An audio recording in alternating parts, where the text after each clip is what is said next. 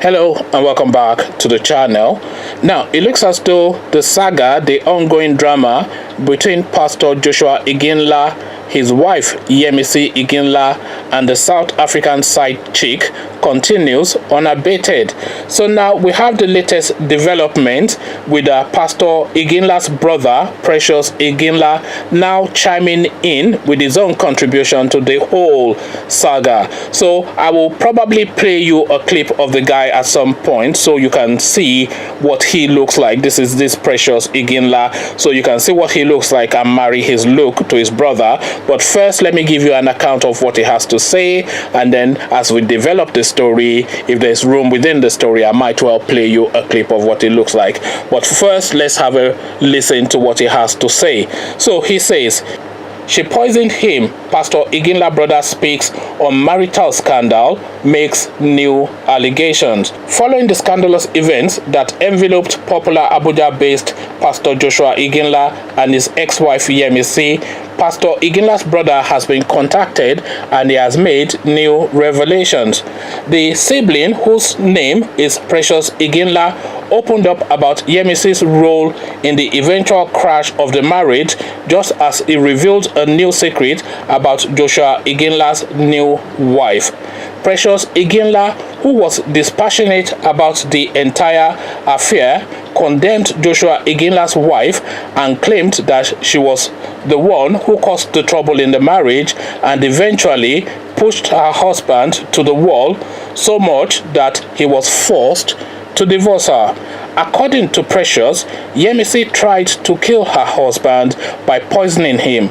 Even more, Precious claimed Yemisi orchestrated the messy separation and feud between Joshua Iginla and himself.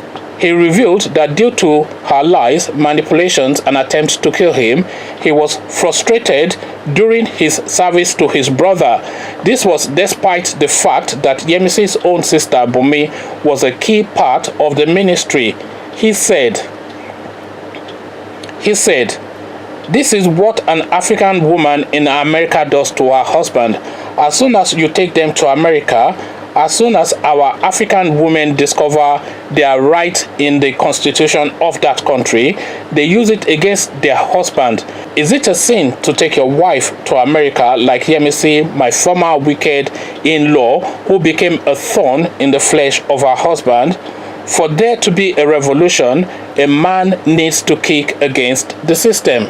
Revolution, revolution. That is what happened. She was the reason I left the ministry of my brother after she poisoned me. But God did not kill me. She poisoned my brother too, brother Joshua Iginla, but God did not kill him too, because she wanted to get her way to all the assets of my brother. I became her primary threat and other members of my family, so she went ahead to say lots of rubbish about me, also using my weakness against me. I wonder what that weakness is. It's probably women. It's almost certainly women.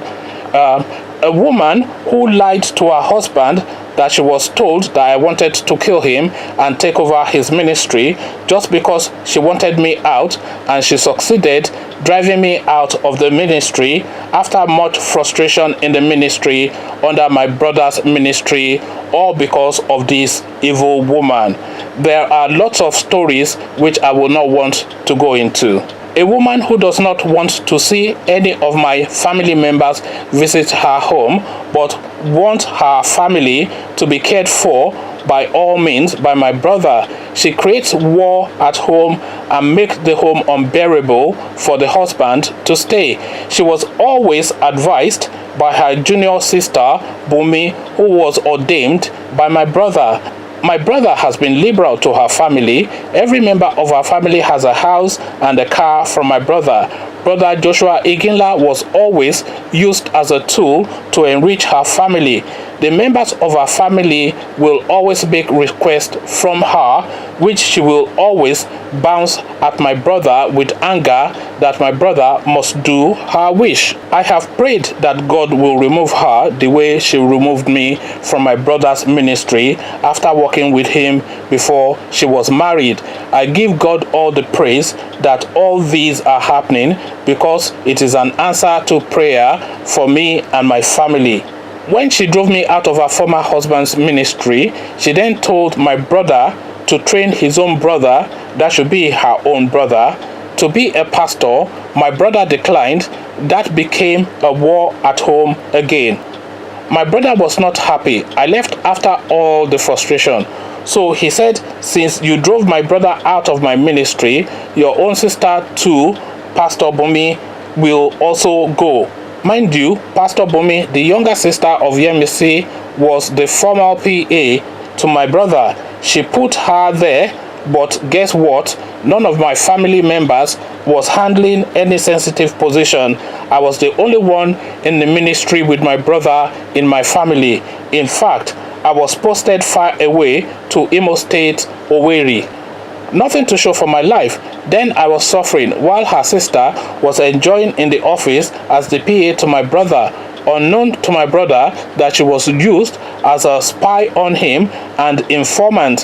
When my brother discovered it, he removed Pastor Bumi and he put Pastor Sheung as his PA. Then the battle began. She fought my brother and started making the home a fire and brimstone hell because of these changes.